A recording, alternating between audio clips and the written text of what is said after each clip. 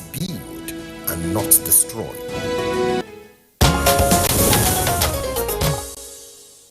You're still watching Good Morning Nigeria on the network service of the Nigerian Television Authority. We just concluded our first topic, and we're getting now into our second conversation segment. And this has to do with the Zuma Film Festival 2020. Here with us in the studios to discuss this, I would like to welcome Dr. Chidia Madwoke.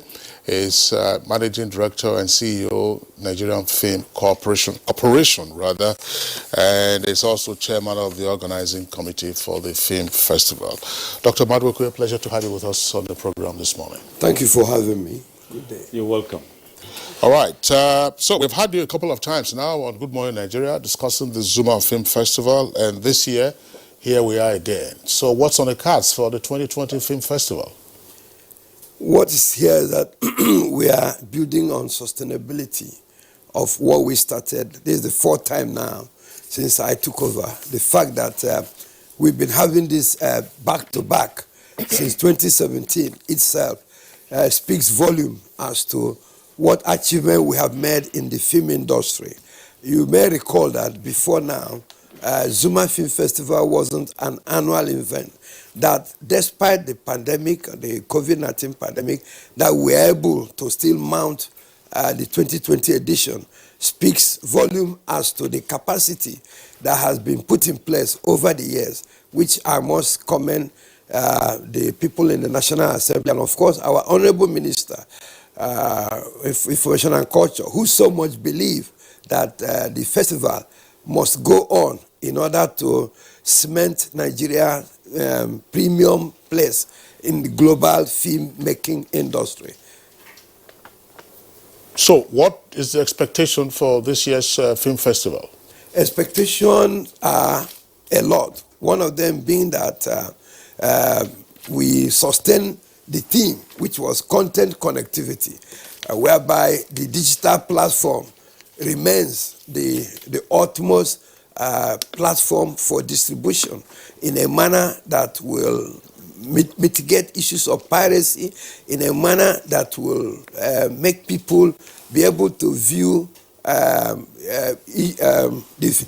films from all corners of the globe without necessarily having to be at the cinema houses, particularly in Nigeria, where we have deficit of the cinema houses. So we are thinking that making use of technology to have availability of streaming platforms will assist people enjoy distribution of our films, not only in Nigeria, but across the globe. And actually, from what has happened so far with the pandemic, whereby virtual screening has become the norm, it looks like when we came up with the content connectivity team last year, it seems as if we were ahead of our time. So we are consolidating on that, and I'm happy with our global partners who are sponsoring the development of that platform for online digital viewing for the Nigerian Film Corporation.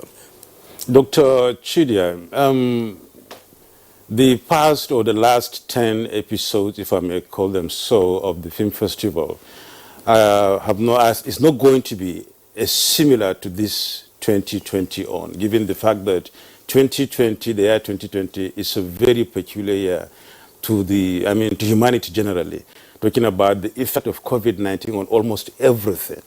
And as you said, you almost, looked ahead last year in getting this theme out, talking about content connectivity everywhere, every view. Everywhere, every view. How do you mean? How do you reach out? Thank you. Last year, when we commenced with every view, everywhere, we worked with the Ministry of Communication and Digital Economy under the auspices of the Nigerian Communication Commission to propose there should be a national tariff on data for purposes of viewing Nigerian films. So if we're able to achieve that, is in the process. The discussion is still ongoing. By the time we come up with a national policy on data tariffs dedicated for platforms that are going to stream Nigerian movies. It could now become quite cheap for anybody where there is data to be able to watch the Nigerian films, no matter the corner of the earth or Nigeria where you are. So you can always use your, your platform to be able to observe what is happening within the Nigerian film industry. You will no longer be constrained by virtue of lack of cinema halls or exorbitant cost of data. That is what we are working on. The main reason of doing that is that it is designed to have an exponential growth of filmmaking within our youth, because we have come to realize that most of our young men are very digital savvy. They are already doing so much with even the common phones they are having in their hand. They are being creative. They are developing a lot of content.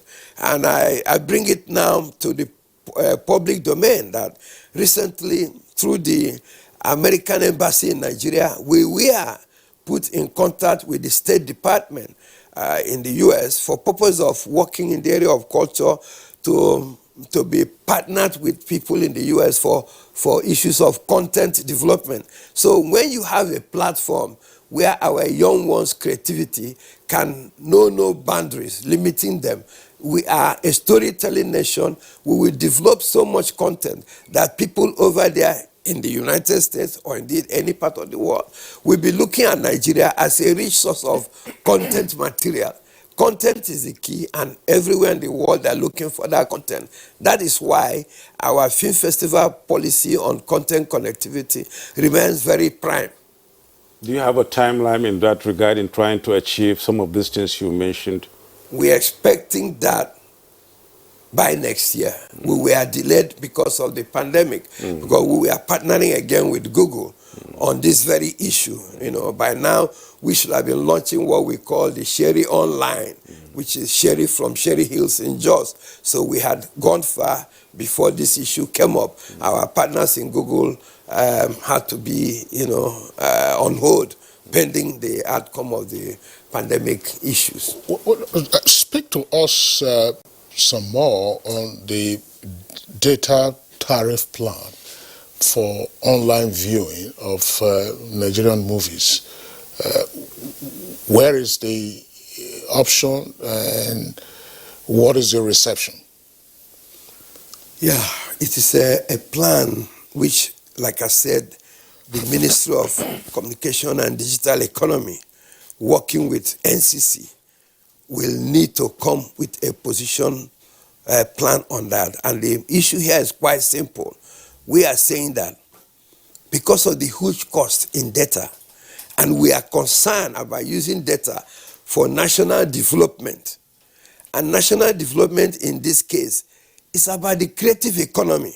So we cannot be talking about the new frontier of economy being the creative sector, and the enabling environment is not there to expose that creativity for our young hands to participate. So we are working on that proposal with the ministry through NCC, that there should be a dedicated national tariff policy. Once it concerns streaming on Nigerian films on a platform. So it's not for any other thing, but for Nigerian films on that platform. If it's accepted and approved, I guess it will provide an exponential growth for Nigerian films. Because like I said, you can see from the social media that most of our young men are quite creative, and they're using their film, not even their phones, not even their cameras, to produce a lot of content. But viewing them on the normal data platform of the telcos could be quite expensive. So if we have it as a national policy, and this was discussed during the last Zuma last year, when people came from the NBC to make a paper in that direction. So we are working on that. It is still a work in progress, but we are looking at it because, one, we don't have the money to start building exhibition centers all over the world. I mean, all over Nigeria, like China did.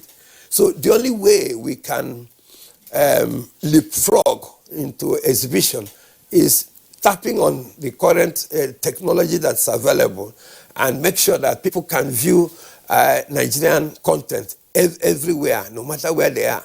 So we need the support of the Ministry of Communication. We need the support of the Ministry of Communication and Digital Economy to buy into that, because that ministry was created to enable the economic evolution of Nigeria. And NBC and ABS had said that apart from agriculture, the largest employer of Nigerian youth in the job market today is the audiovisuals. So if that is the case, and that where you find the largest employment is in the audiovisuals, then we must provide them the enabling tool to make them be expressive. And happily, Ministry of Communications has had the name change and mandate change as well. Yeah. From just being Ministry of Communications, it's now Ministry of Communications and Digital Economy. That's a good one.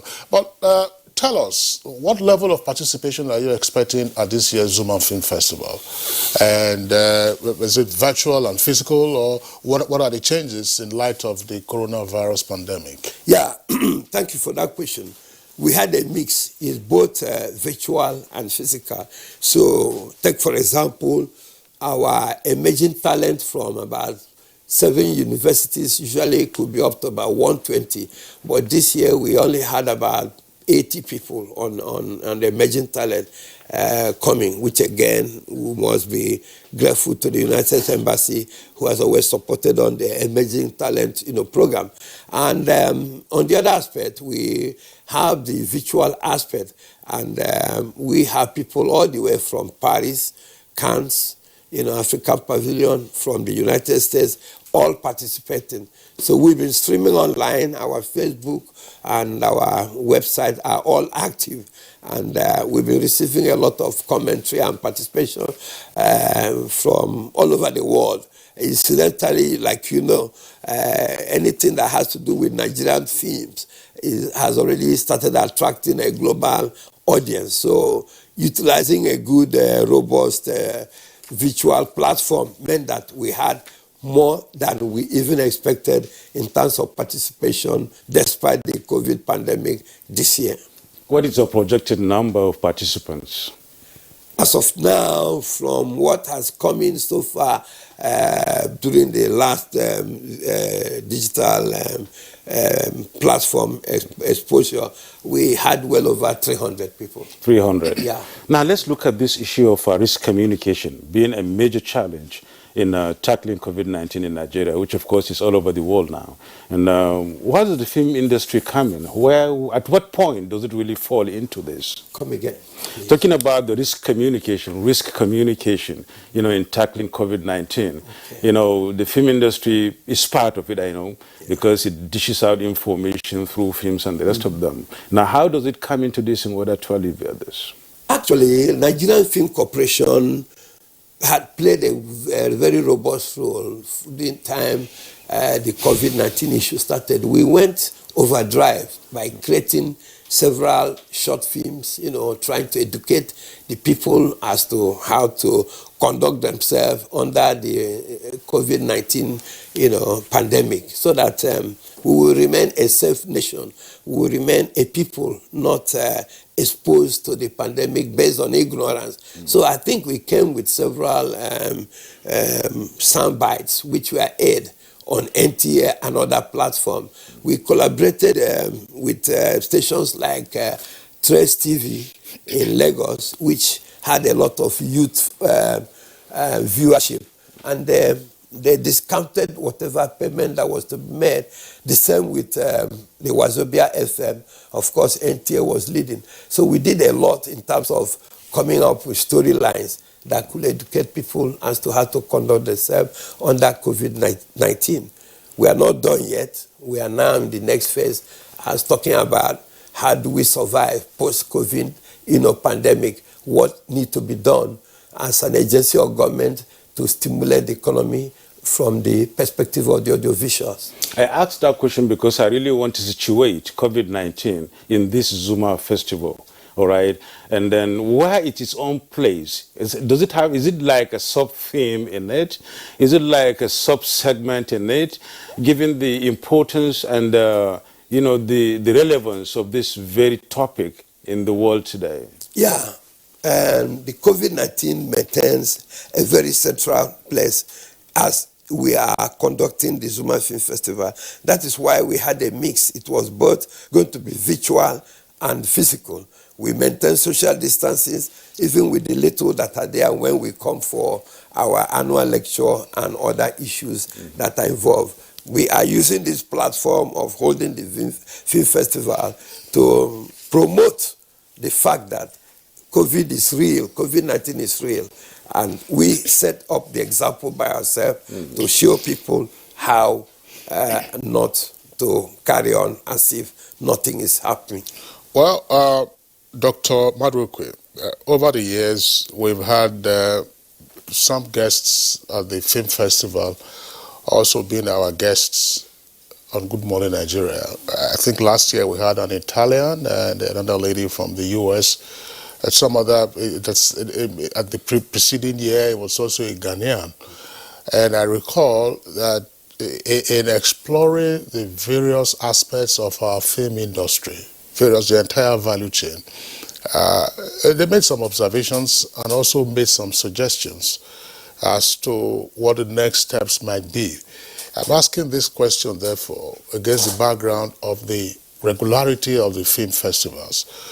From your perspective, and now as the CEO of the Nigerian Film Corporation, what, in your view, have been the most impactful lessons from the Zuma Film Festival, and going forward, what do we need to do? Yeah,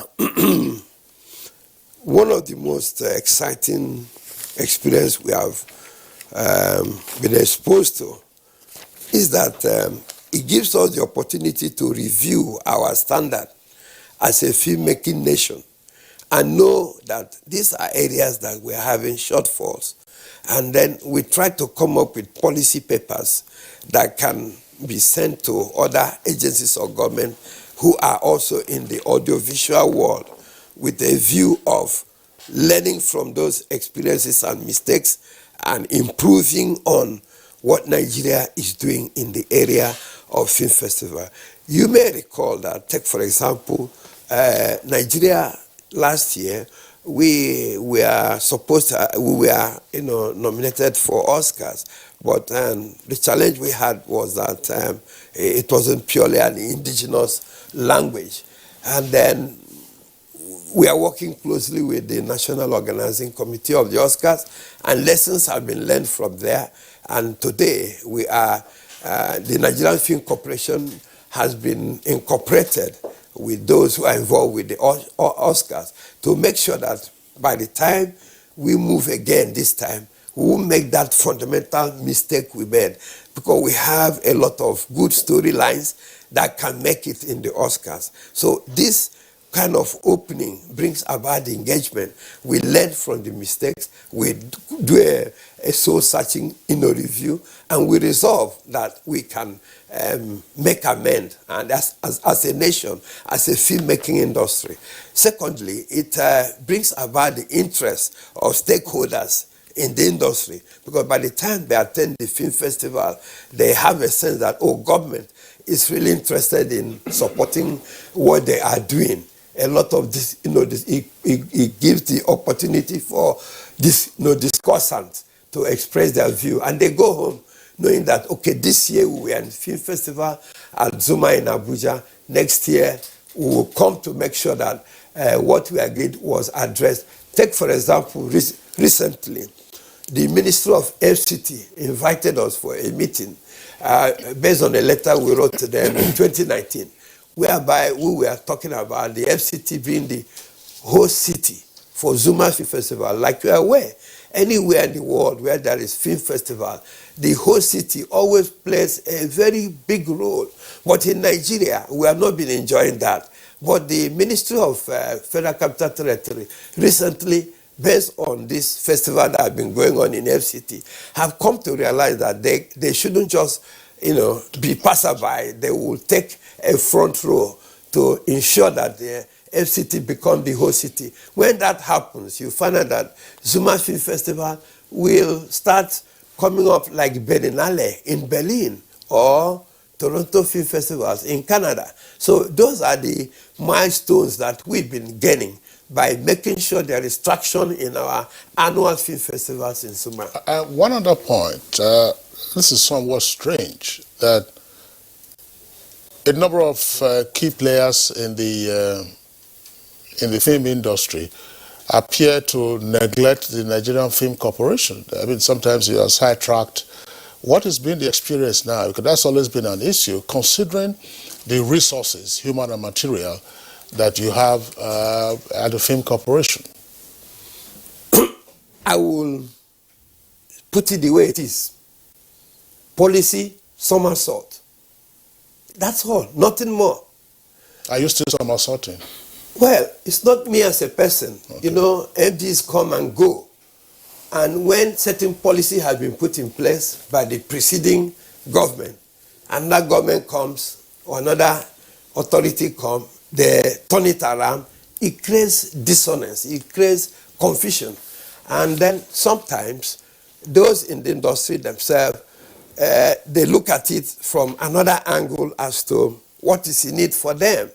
And if there is no such consistency, it creates this kind of disappointment you are talking about. And that is why for us, we have sustained ability to make sure that on annual basis, there is the Zuma Film Festival, so that there could be consistency as to what we are doing. So if there is no policy somersault, I want to assure you that the industry, on the auspices of the corporation as an arm of government, will become more stronger in terms of deliverables of what they have been charged to do. You may also need to take note that Nigerian Film Corporation came by act in 1979. And to date, there has not been any change in the act. So we are operating an obsolete, very obsolete. What happened to the Mobicon bill and all of that? The Mobicon bill is not Nigerian Film Commission bill. Mobicon is just an aspect of the film industry. Yes. What I'm saying, with Nigerian Film Corporation as an entity, just like you have Nigerian Communication Commission or any other agencies that have in the last 3, 4, 10 years gone through several modifications of their bill. We have not had such in Nigerian Film Corporation. Right now, our bill is still at the National Assembly. Assuming we can have that bill, which is to make Nigerian Film Corporation become a commission, a lot of enablements are embedded into that bill that will make the stakeholders understand that this is the global standard. Right now, what we're operating as Nigerian Film Corporation is not the global standard. So if we are to speak true to ourselves and allow the law, allow the amendment take place, then we can have the global standard. Ghana just, come up with their National Film Authority bill, which is the global standard. They just came back again. All right. So Dr. Madwekwe, part of what we find with constitutional democracy and our presidential system is when you have a bill before the National Assembly, the bill is not just left lying. You understand what I'm saying? It is not lobbying in the sense of corruption or otherwise, but stakeholder engagement, particularly of the National Assembly members, to enable them recognize the importance of such a bill. I know that there's been this talk about reforming the industry for a while. So on that note, we'd like to thank Dr. Chidi Amadweke, Managing Director, CEO of Nigerian Film Corporation and Chairman of the Organizing Committee, once again, of the 2020 Zuma Film Festival. Thank you for being with us. It was my pleasure. Thank you for having me once again. Best of luck. Thank you. All right, so that's it for us today on Good Morning Nigeria. As always, we appreciate your tuning in. The program returns same time tomorrow. That's 7 o'clock in the morning. Until then, take care of yourself, stay safe and be well. And keep safe. I'm Yusuf Nadabuswan. Please keep the